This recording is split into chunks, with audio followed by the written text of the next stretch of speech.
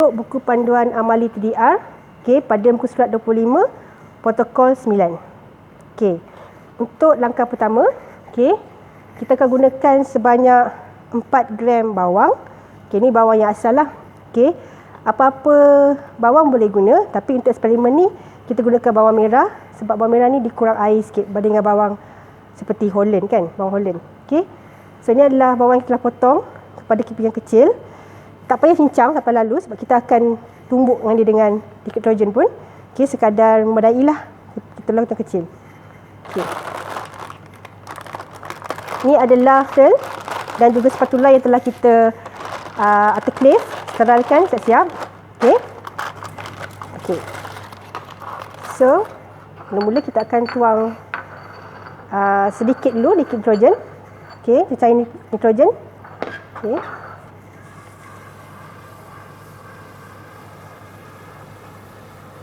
Okey, bagi sejuk, sejukkan mortar tu dulu. Okey. Kemudian ambil bawang, boleh masukkanlah. Macam masak bersih. Okey. Jadi, selalunya saya gunakan tisu ataupun sebilah untuk saya peganglah sebab memang agak sejuk. So, okey.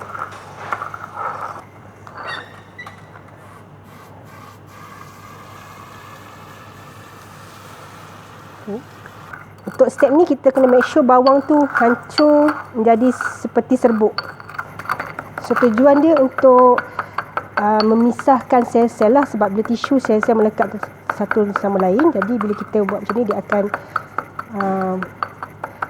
menyebabkan sel-sel tu tercerai daripada tisu. Okay. Dan langkah ni penting supaya sel-sel ni akan terdedah kepada penimbal pengekstrakan nanti untuk proses lysis. Okey. So ini adalah hasil homogenasi tisu bawang tadi. Okey, kalau tengok memang dia jadi macam serbuk lah. Okey, sekarang kita akan ke langkah nombor 2 di mana saya akan pindahkan keseluruhan serbuk ni ke dalam tiub SS24 yang telah diisikan dengan pre-warm extraction buffer. Okey, maknanya dia telah kita panaskan terlebih dahulu di dalam water bath bersuhu 55 darjah Celsius. Okey. Right. Kita buka, kita longgarkan buka siap. Okey.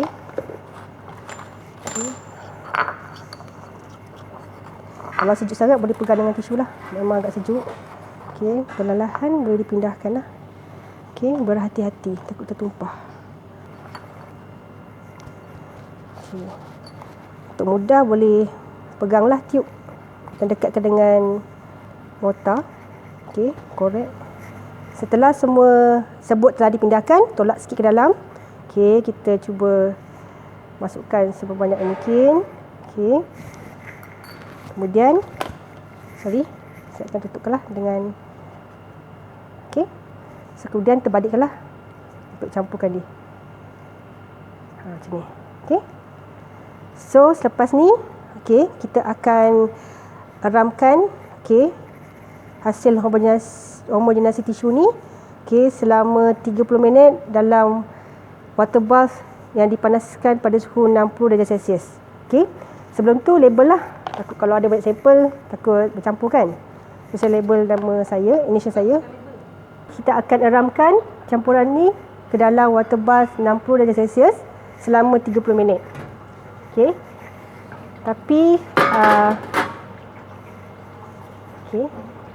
Tapi setiap 5 minit kita perlu datang balik sini dan goncangkan dia. Okey, setiap 5 minit. 30 minit, boleh dibawa sampel keluar daripada water bath ni.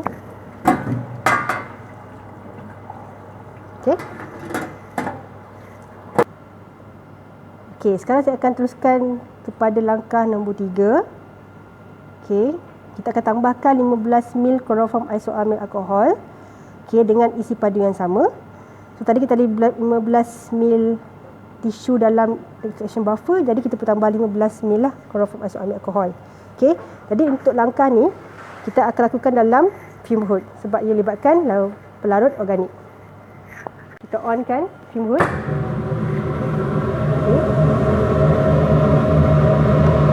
Okay, ini adalah micropipette untuk volume yang besar lah, sepadan yang besar.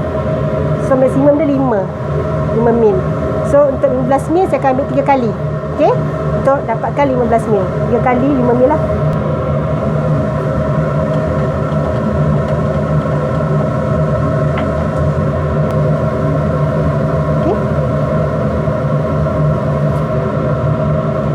Okay, tutup rapat tiup.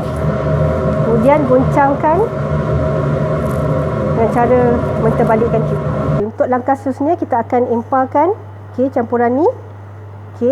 Menggunakan pengempar ini. Kita set 10,000 RPM. Okay. 10,000 RPM.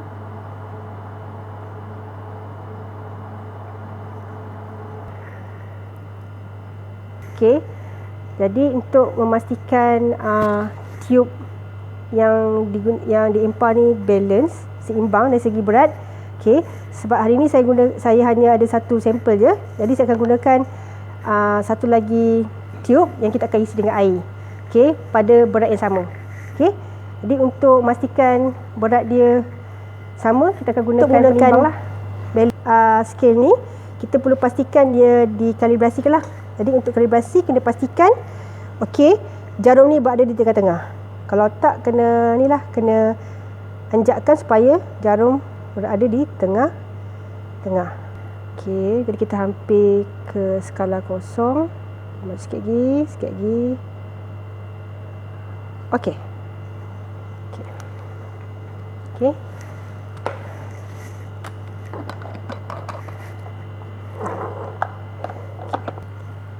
Okey, sekarang kita akan emparkan kedua-dua tube ni. Okey.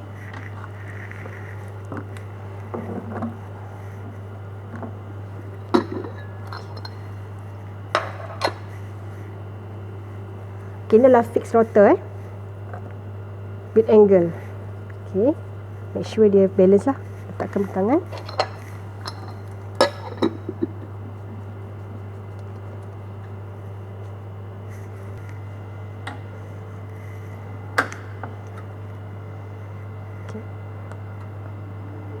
Habis pemparan, keluarkan sampel.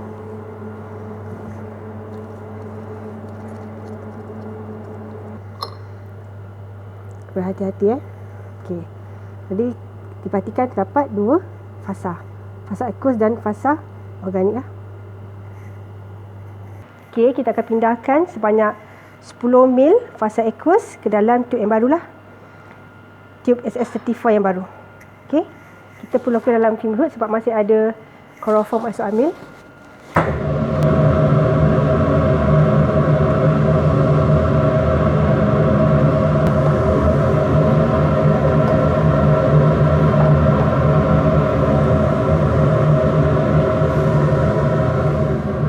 Okey, inilah hasil 10 liter sebanyak 10 mil yang kita pindahkan dalam tube SS34 yang barulah. Okey.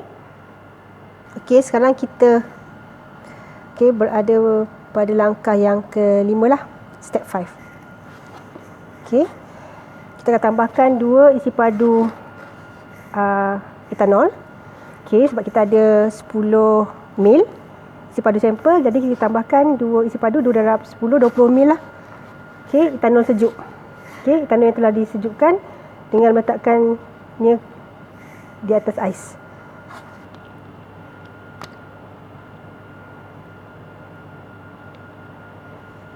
Okay. Kita campurkan dengan terbalikkan tip beberapa kali. Okey, dan lepas ni kita boleh empal lah pada kelajuan yang sama 10,000. Okey, selama 10 minit 4 Celsius. Sebentuk sama macam tadi, kita pastikan dia balance lah dua tube dari segi berat. Okey. Okey, dah boleh centrifuge dua tube. Okey. Masukkan ke dalam mesin pengempar. Tutup. Okey. sama macam tadi, 10,000 RPM, 10 minit, suhu dalam 4 darjah Celsius lah. Start. Okey, setelah selesai penyimpanan, kita keluarkan.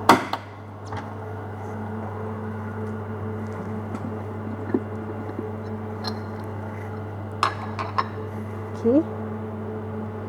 Perlahan ya, so kita ada pellet. So kalau nampak tak?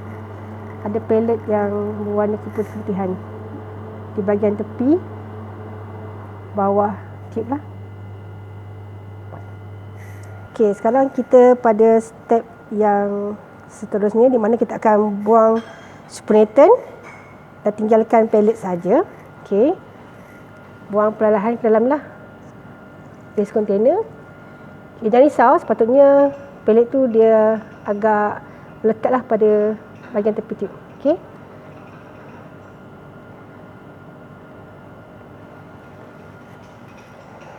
Okey, terdapat lebihan supernatant.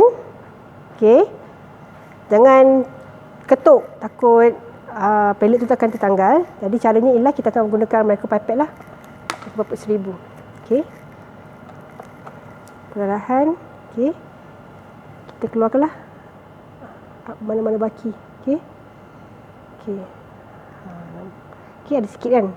Okey, tak apa, terambil pellet sikit. Okey. Okey. Kemudian kita akan masukkan 1000 microliter atau 1 ml penimbal TE lah untuk larutkan pellet DNA, pellet acid nucleic. Kenapa saya kata acid nucleic bukan DNA? Sebab pada stage ni ada campuran antara DNA dan RNA lagi. Okay, jadi ia merupakan acid nucleic. Okay.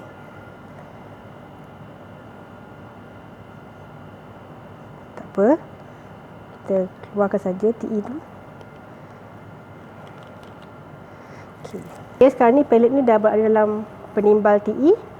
So, sekarang kita nak supaya DNA betul-betul larut, kita akan eramkanlah. Okay, campuran buffer dengan pellet ke dalam water bath bersuhu 55. Okay. Alright. Sehingga larut. So, saya sekat dalam 10 minit, 10 minit boleh check lah. Okay. So, okay. Untuk step ni, untuk pelarutan DNA genom, okay, jangan sekali-kali larutkan pellet menggunakan micropipette ataupun Wautex. Okay. Sebab kita kalau boleh nak dapatkan DNA yang berkualiti tinggi dari segi integriti. Okay, membadai saja kita eramkan dan biarkan dia larut disebabkan oleh suhu yang tinggi. Okay, setelah selesai. Okay, atau selesai ke tak, kita tengok. Okay, saya nampak dia betul-betul larut lah. Ada lagi pellet yang termendak. Okay. Okay, kita boleh teruskan langkah yang seterusnya. Okay, setelah DNA nucleic acid betul-betul larut, okay, kita akan buat rawatan dengan RNase. Sebab kita nak DNA dan nak RNA. So, kita akan buang DNA melalui tindakan enzim RNase. Okay. Jadi, untuk itu, untuk lihat langkah ketujuh, okay, kita akan tambahkan dengan 2 microliter RNase A. Okay, dan erangkan pada suhu 37 darjah Celsius. Okay, disebabkan kita nak panaskan menggunakan thermal block yang menggunakan tube kecil, tube microtube ni, jadi saya akan pindahkan 1 ml ke dalam tube microtube. Pun keseluruhan lah, keseluruhan sampel.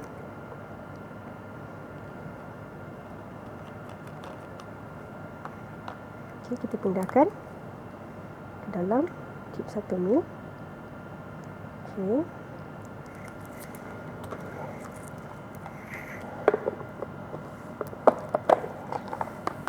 RNase A. Okay, untuk cernakan sebarang RNA lah. Okay.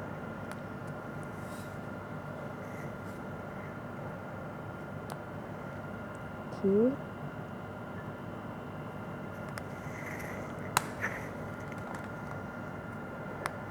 Okey, flickkan dia untuk campurkan dia.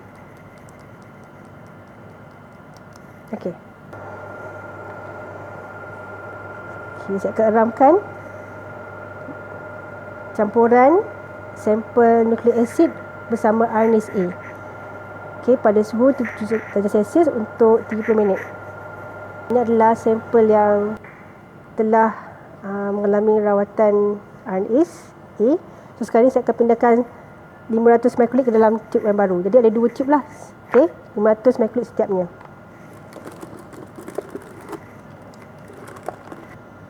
Okey, kita akan pindahkan 500. Okey. Okay, sekarang kita ada 2 tube sampel DNA. Okey, 500 microliter, 500 microliter. Okey. Labelkan. Okey, sekarang kita akan campurkan phenylchloroform isoamil sebanyak satu isi padu. So, kalau kita ada 500 microliter, maksudnya kita akan campurkan dengan 500 microliter phenylchloroform. Okey, saya nak ingatkan, harus diingatkan juga, biasanya phenylchloroform isoamil ni dia didatangkan dalam 2 lapisan. So, atasnya adalah lapisan penimbal trace. Okey, jadi make sure masa nak ambil tu, make sure tips micropipette tu berada di lapisan yang kedua lah. Okey, supaya kita ambil yang larutan sebenar, bukan lapisan yang atas. Okey.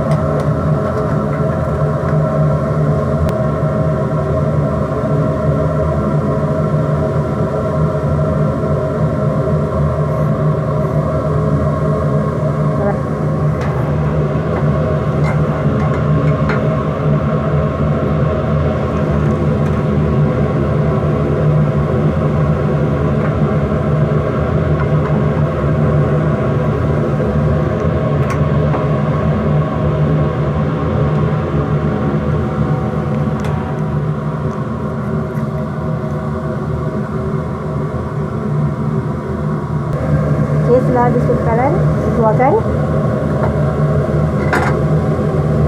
Okey, nampak ada 2 fasa. Okey, fasa aqueous di atas, fasa organik di bawah lah. Okey.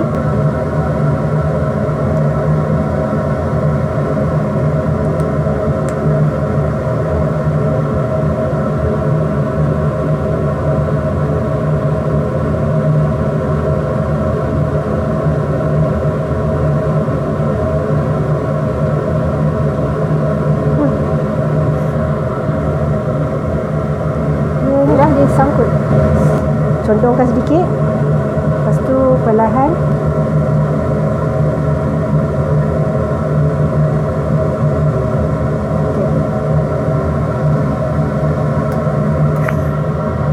sekarang kita nak check volume berapa yang kita dapat okay, so lebih kurang lah dalam 400 microliter. So nanti volume chloroform isoamil yang kita tambah adalah 400 microliter lah. Okey, kita label.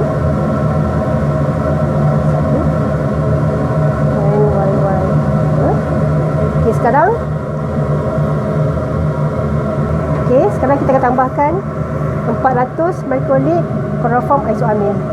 Okey, again baca label supaya tak silap. Isoamil ni kau tengok dia tak ada double layer lah. Okey.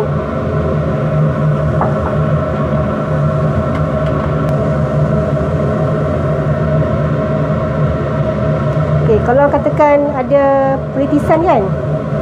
Okey, biasanya kita akan celupkan dulu, sedut, kemudian keluarkan balik, lepas tu sedut balik. Okey, supaya tidak berlaku peritisan lagi lah. Okey.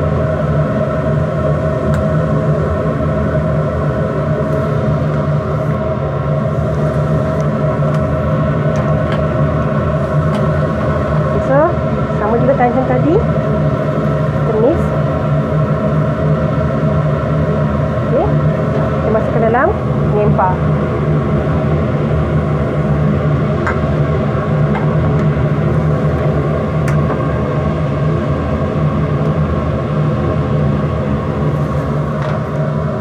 Okey, selesai. Okey. Dua fasa. Fasa aqueous dan fasa organik di bawah. Okey, sekarang kita akan pindahkan lapisan aqueous ke dalam tube yang baru lah. So, biasanya kita akan ambil kurang sikit daripada yang tadi. So, dalam 350 ml lah. Cuba. Okey. Condongkan. Perlahan-lahan sedut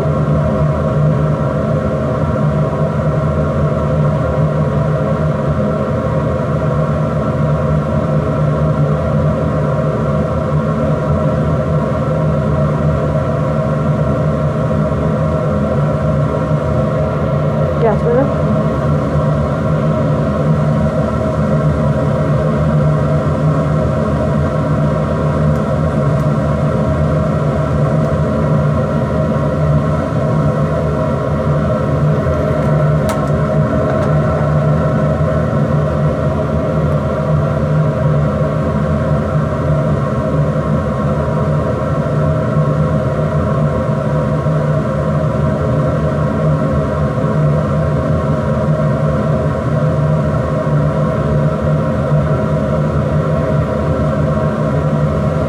Susah lah. Okay. Kalau rasa teragak-agak tak payahlah, tinggalkan sikit sebab takut terambil fasa organik. Okey. Katakan ada sikit lagi kan? Biarlah, tak apa. Okey, sebab katakan kita masih cuba nak ambil, nanti kita terambil fasa yang organik tu. Okey, fasa organik ni akan ada chloroform lah, di mana dia boleh menjadi residu dalam sampel DNA nanti. Dan ini boleh mengganggu tindakan enzim yang selepas ni lah. Okay, sekarang kita akan masukkan isopropanol sejuk dan 3 molar natrium acetate untuk mendakkan DNA. Okey. Jadi tadi kita dalam 350 microliter macam tu, jadi kita kira lah. Jadi untuk 350, kalau 0.1 isi padu bersama dengan 35 microliter lah. Okey, manakala bagi isi padu etanol 100%, 2 volume kan. Jadi kita tambah 350 darab 2, 700 microliter lah. Okey. Alright. 35 microliter sodium acetate.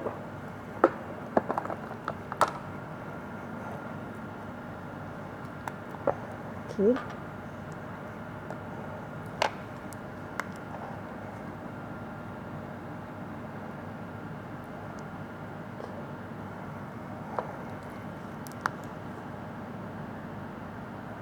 Okay, ingatkan sekali lagi.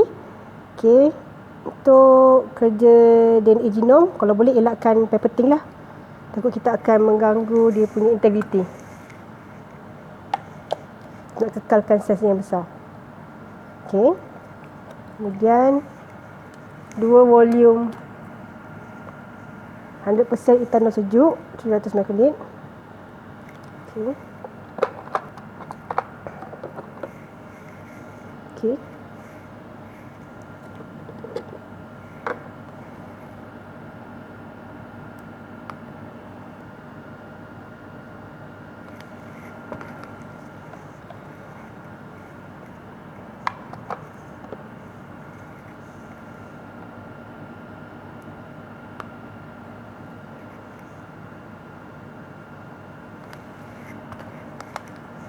Okey, untuk mencampurkan larutan, kita just terbalikkan macam ni lah. Okey, beberapa kali.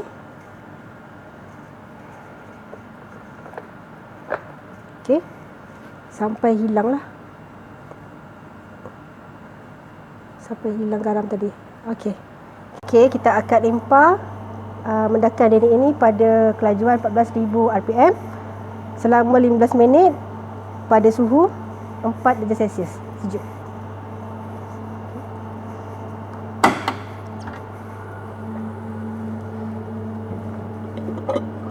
Okey. Okey, make sure telinga ni menghadap keluar lah. Bahagian telinga tip ni ke arah luar. Okey, akan menghadap ke arah luar. Okey, macam ni.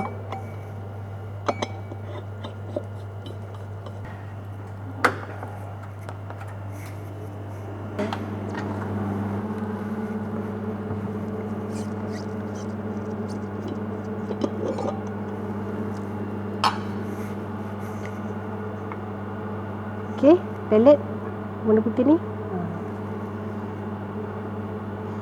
Masa ni kena berhati-hatilah supaya pelet tu tak terganggu. Okey.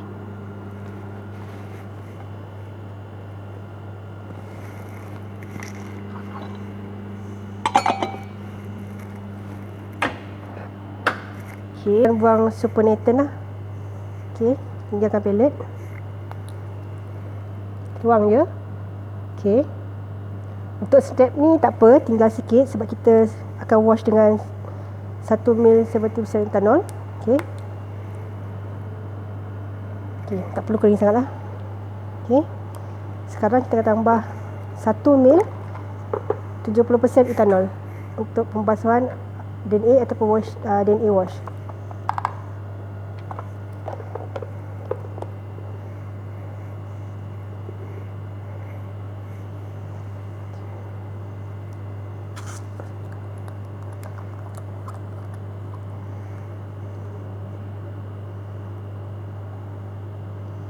Okey, masukkan dia.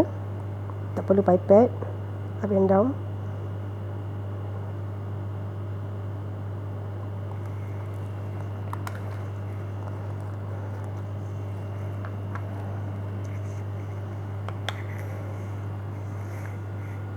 Okey, so ingat tak tadi kita ada tambah sodium acetate kan?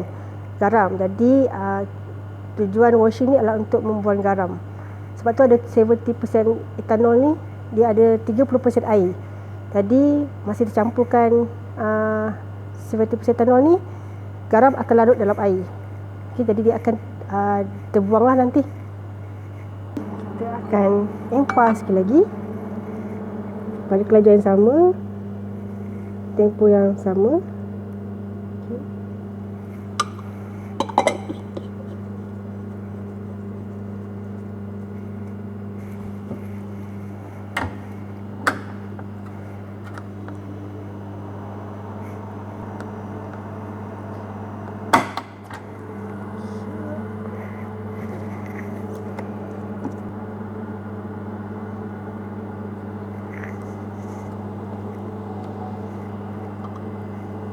Okey, sekarang kita akan buangkan supernatant. Okey, tapi untuk kali ni, okey, kita make sure dia kering sebaik mungkin lah. I mean, supernatant tu dikeluarkan sebanyak mungkin. Okey. Okey. Ada sikit lagi kan? Jadi kita boleh keluarkan menggunakan. Okey, kita akan keluarkan lebihan supernatant tu dan gunakan yellow tip lah. Okey, sedut perlahan-lahan tanpa mengganggu pelet. Okey, sedut je. Okey. Okey.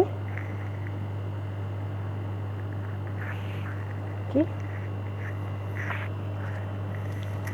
Okey. Sama juga dengan sampel ni, kita tuang dulu.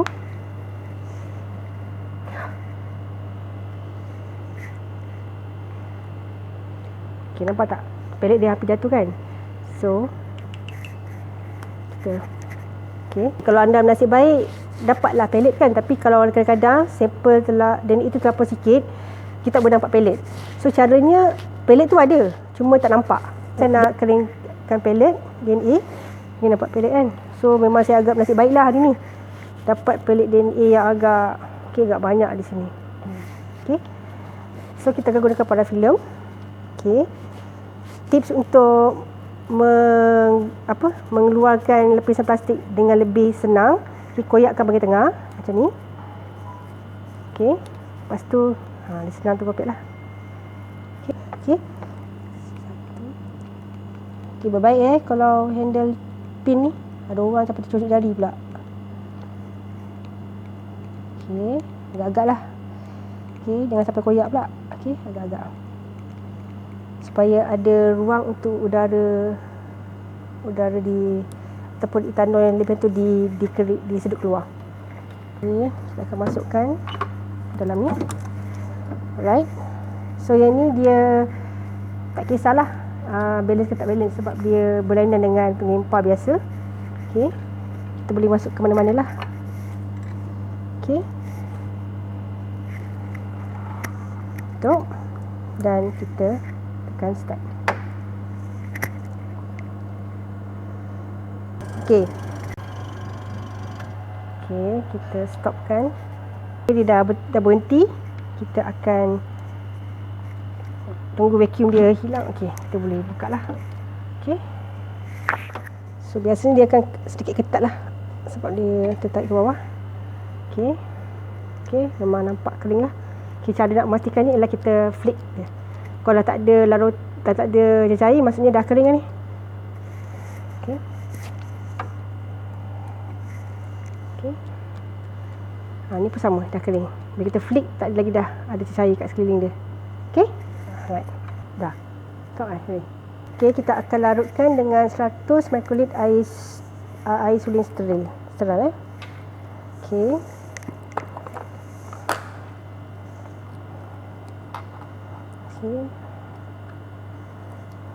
100 microliter.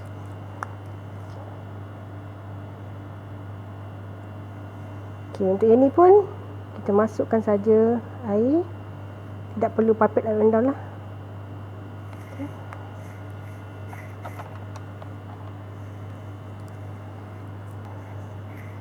Okey, 100 microliter air dalam tube satu lagi. Okey. Okey.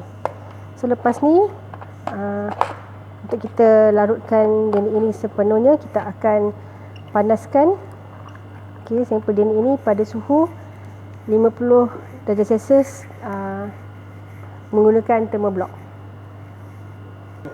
Okey. Okey, kalau nak mempercepatkan lagi boleh gunakan goncangan lah. Tapi goncangan ni kalau boleh jangan kuat sangat lah. Perlahan sikit. Okey, macam ni. Okey. Biarkan dalam beberapa jam.